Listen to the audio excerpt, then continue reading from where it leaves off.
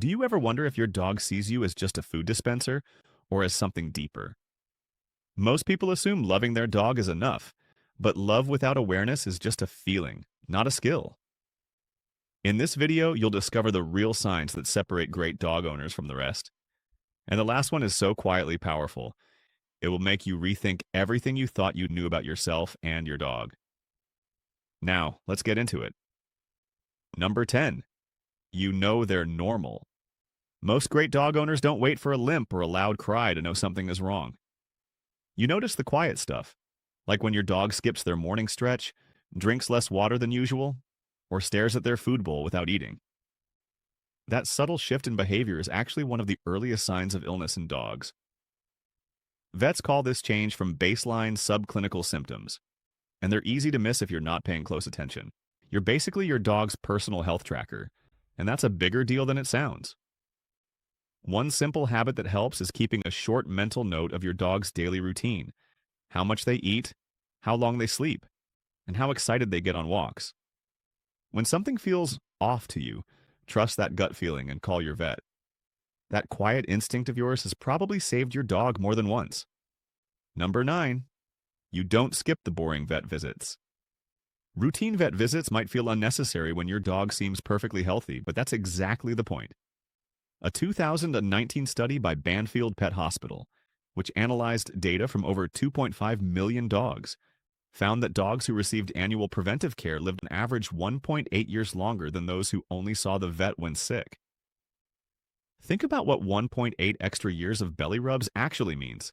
Dental disease alone affects around 80% of dogs by age 3, and it silently causes heart, liver, and kidney damage if left untreated. You show up for the boring appointments because you understand that prevention is always cheaper, easier, and kinder than treatment. Your dog can't tell you their teeth hurt or that their weight has crept up, so these checkups do the talking for them. Number 8. You've dog-proofed your home. Here's something that surprises a lot of people. The inside of your home is actually one of the most dangerous places for a dog. You've already swept your space with a sharp eye, checking for things like xylitol and sugar-free gum, grapes on low counters, and electrical cords that look way too chewable. The ASPCA's Animal Poison Control Center receives over 400,000 calls every year, and a huge chunk of those cases involve household items that owners never thought twice about. Dog-proofing also means thinking vertically, because a curious dog will climb, knock things over, and raid a trash can like it's a 5-star buffet. You've secured the bin, moved the toxic plants, and probably child-proofed a cabinet or two. That kind of thinking ahead is pure love in action. It's not paranoia, it's paying attention. The fact that you've already done this quietly puts you miles ahead of most owners out there. Number 7. You let them sniff on walks. Letting your dog stop and sniff a random patch of grass is not laziness on your part. It's actually one of the best things you can do for their brain. A dog's nose has up to 300 million scent receptors, compared to about 6 million in humans. So every sniff is like reading a full newsfeed about the neighborhood. Researchers at Horowitz Dog Cognition Lab found that dogs who were allowed to sniff freely on walks showed lower stress levels and greater satisfaction than dogs kept on a tight, fast-paced route. You're not just taking your dog for a walk, you're giving them a mental workout. So the next time your dog plants all 4 paws and refuses to move past a lamppost, let them have their moment. Number 6. You invest in training continuously. A lot of owners think training ends when the puppy phase does, but the best owners know that's actually where the real work begins. According to the American Veterinary Society of Animal Behavior, dogs who receive ongoing training throughout their lives show significantly lower rates of anxiety, aggression, and destructive behavior compared to those who only had early puppy classes. Every training session you do is a conversation, a chance for your dog to understand you better and for you to understand them. You're not drilling commands, you're building trust. Teaching a new trick at age 5 or reinforcing calm behavior at age 8 keeps your dog's brain sharp and your bond even stronger. Number 5, you respect their no. Your dog is talking to you constantly, and reading that language is a skill most owners never develop. When your dog turns their head away, tucks their tail, licks their lips nervously, or goes stiff during a hug, that's a clear message. You catch those signals and you act on them. whether that means stepping back, redirecting the situation, or removing your dog from something uncomfortable.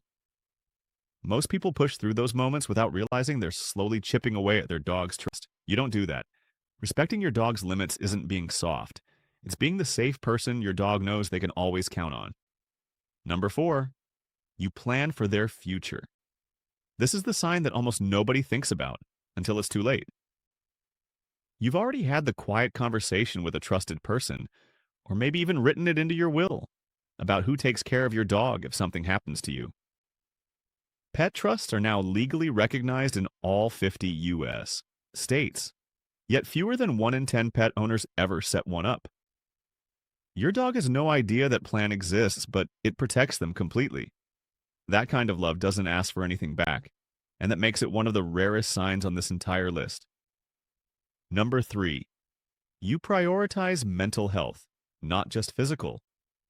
A bored dog isn't just an annoying dog, they're a suffering dog. You already know that physical exercise is only half the equation, because a tired body with a restless mind is still a dog in distress. You mix things up, rotate puzzle feeders, take new routes, let your dog explore different environments, and make sure they get real social connection. Behavioral scientists have linked chronic understimulation in dogs to anxiety, compulsive behaviors, and even shortened lifespans. You treat boredom like the real threat it is. That awareness puts your dog's quality of life on a completely different level. Number 2, you've changed your lifestyle for them, willingly. You've said no to spontaneous weekend trips. You've rearranged your entire morning so your dog isn't alone too long. You've even factored your dog into apartment hunting, job decisions, and relationship conversations. Most people don't realize how rare that level of commitment actually is until they meet someone who doesn't have it. You didn't just add a dog to your life, you reshaped your life around them. And the wild part is, you don't even think of it as a sacrifice. That quiet willingness is something your dog feels every single day, even if they can't say it. Number 1, you're always asking, am I doing enough?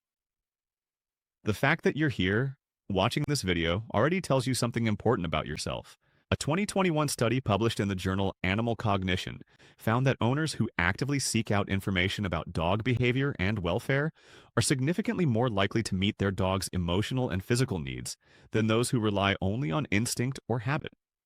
The owners who worry the most are usually the ones doing the best. Self-doubt, in this case, is actually a superpower. It keeps you learning, adjusting, and showing up better than you did the day before. Most people assume they already know enough, and that assumption is exactly what holds them back. You never settle for good enough when it comes to your dog.